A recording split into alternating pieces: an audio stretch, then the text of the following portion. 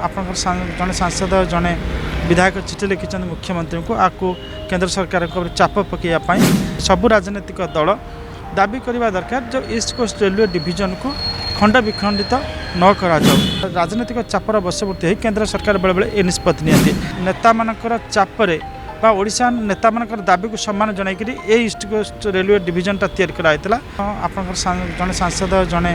विधायक चिठी लिखिं मुख्यमंत्री को आपको केंद्र सरकार चाप पकड़ापी चेष्टा सबू ओडिशावासी राजनीति ऊर्ध्वर उठिक सबू राजनीतिक दल दाबी करने दरकार जो ईस्ट कोस्ट रेलवे डिविजन को खंड विखंडित न करा जाऊ।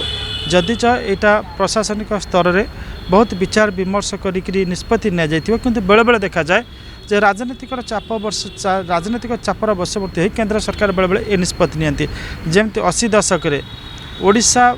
नेता मानकर चापरे बा ओडिशा नेता मानकर दाबी को सम्मान जनाई ईस्ट कोस्ट रेलवे डिविजन तैयारी कराइला सेमती सब दाबी आसब किंतु गोटे लाभ करुवा गोटे डिविजन को बारंबार ये खंड विखंडित कले यहाँ से राज्यवासी मान मन भर कष्ट हम।